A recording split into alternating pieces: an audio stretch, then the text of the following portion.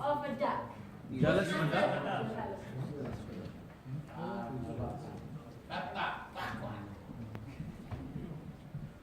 To be jealous of a human being is a bad thing. But what's even worse is to be jealous of a duck. Something that goes quack, quack. Good evening, fellow Toastmasters and other guests. Assalamu alaikum. If you're wondering which highly evolved human being was jealous of a duck, what are you looking at? It's me. Why? Well, let me tell you about it. I was about 18, 19 years old, living in New York City, right next to a beautiful botanical garden. In that botanical garden, there were exotic plants, trees, flowers.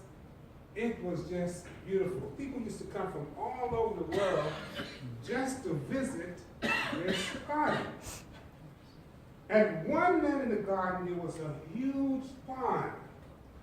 And in that pond, there was a lot of fish, birds, turtles, and ducks.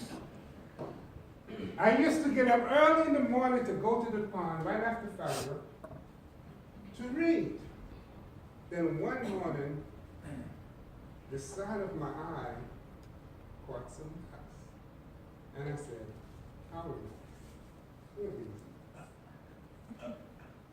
They were walking on the banks of the pond, and then they decided to go into the water and started swimming. Not only the adults were swimming, but the babies were swimming. And here I was, the most highly evolved being in the creation. And I couldn't swim. So I got jealous. But then they got out the water, and one of the ducks did. It flew, and I said, no way! The ducks could fly. Wow! I wish I could do that. Twice, not once, twice the ducks made me feel inferior. So I got very upset. And the jealousy just overcame me. All of the common sense and reason I had in my mind went straight out of my head. And I stood up and I said, if a duck can fly, I can fly. So I went to this high bridge that was right over the pond, and I stood on top of the high bridge and I said, I'm gonna fly, I'm gonna fly, I'm gonna fly. And I went, jump, and I was flying. Yes, I was flying. But instead of going this way, I was flying. Splash, I was deep in the pond. Not only did I not fly, I couldn't swim. So I started dog paddling to save my life. And then I got to a point where my feet was on the ground, my head was over the water. That's one of the benefits you have for being tall. And I walked out the pond. I was soaking wet and very angry. And all the ducks came around me with pride. Back. They were making fun of me. They were insulting my humanity. So I got very upset. And I said, shut up, ducks! Yeah, you can fly, big deal.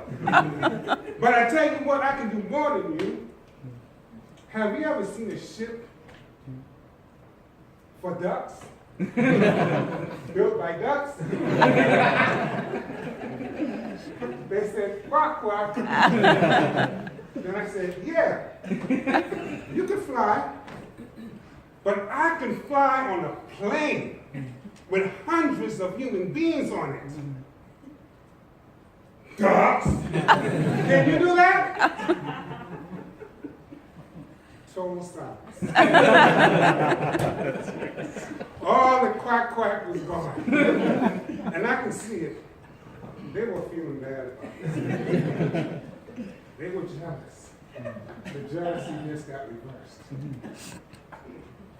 Finally, I said to them, you better get your quack, quack, quack selves away from me before I make duck soup, roast duck. All of y'all. They took that very personally. They're people. We really have to admire the ducks. Because here it is, they were able to master their water, land, and air environments. How many of us have mastered the environments that we live in? How many of us are as comfortable in our family life, work, and social environments as the ducks are in water, land, and air? Also, what are we doing to master our lives so that we can be as comfortable as the ducks?